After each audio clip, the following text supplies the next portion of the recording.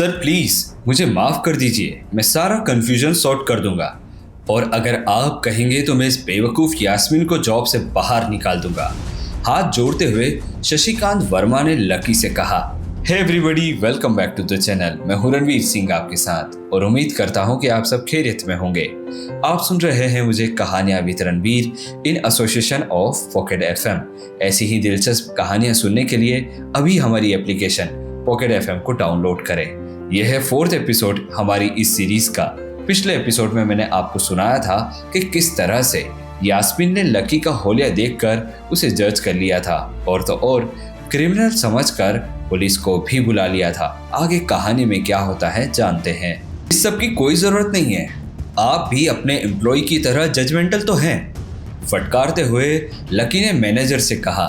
Manager सहम गया, अपनी नजरें झुकाई और लकी के सामने खड़ा हो गया। लकी ने फटाफट से न्यू सिटी बैंक से अपना सुप्रीम कार्ड लिया और वहां से निकल गया क्योंकि वो पहले ही अपनी क्लास के लिए लेट हो चुका था।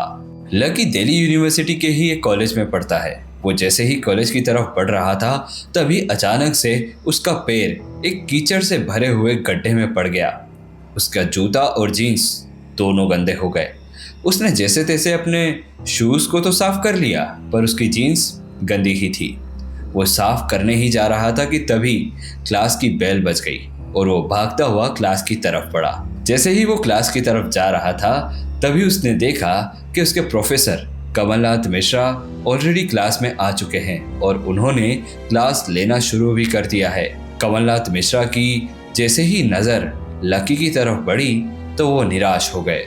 लकी का सर भी शर्म से झुक गया। जितने भी प्रोफेसर थे उनमें से सिर्फ कमलनाथ थे जो लकी को बेहद पसंद थे।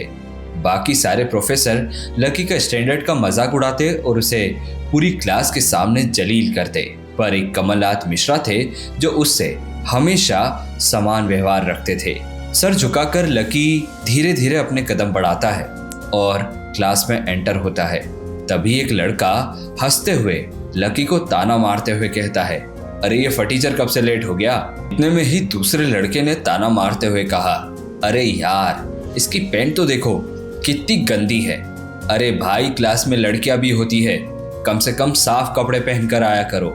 इतना सुनकर कुछ लड़कियां जो वहां बैठी हुई थी वो लकी पर हंसने लगती हैं। जैसे ही क्लास में शोर बढ़ा तो प्रोफेसर कमलनाथ ने चिल्लाते हुए कहा, अरे तुम सब बात करना बंद करो, अगर तुमने शोर मचाया तो मैं आगे पढ़ा नहीं पाऊंगा।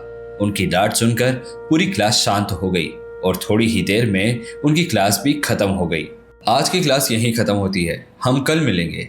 कमलनाथ मिश्रा ने इतना कहा और वो क्लास से चले गए। इतने में ही क्लास के पीछे वाले दरवाजे से एक आवाज आई, डिम्पल।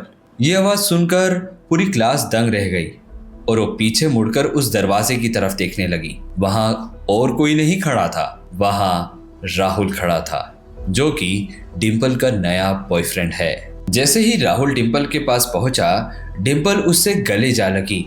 ये सब देखकर पूरी क्लास की नजर लकी पर टिकी हुई थी।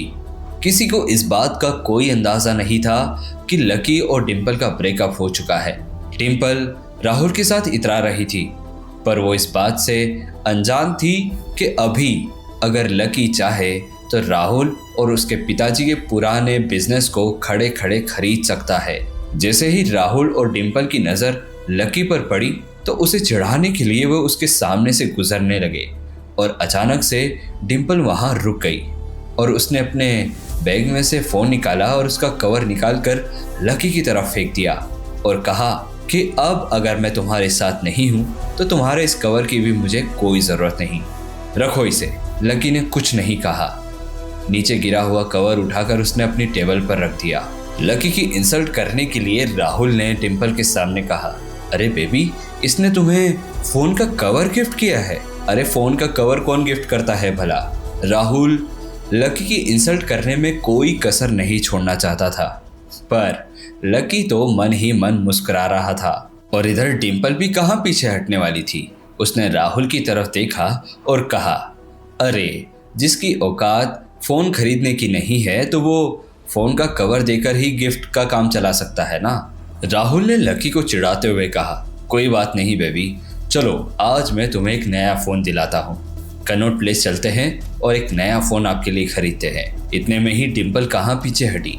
डिम्पल ने भी कहा, हाँ बेबी, हम नया फ़ोन भी खरीदेंगे और फिर नया फ़ोन खरीदने की पार्टी भी करेंगे। लकी मन ही मन सोच रहा था कि एक बार इन दोनों पर जोर से हंसा जाए, पर उसने अपनी हंसी पर कंट्रोल किया।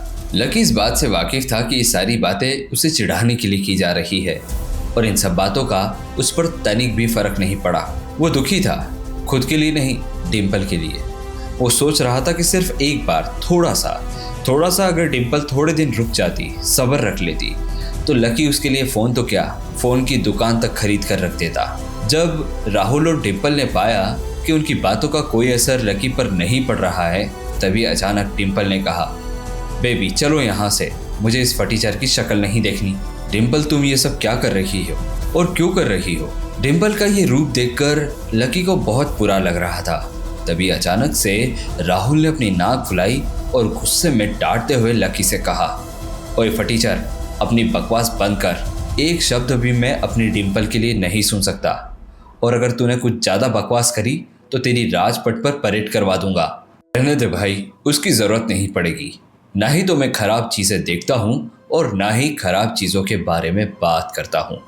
लकी ने इतना कहकर अपने दोस्त प्रीतम की तरफ देखा और जोर से हंसने लगा। ये सब बातें चली ही रही थी कि अचानक से एक आवाज़ आई, डिम्पल। और जब सबने मुड़कर देखा तो एक शॉर्ट हाइट की लड़की चलकर आ रही थी।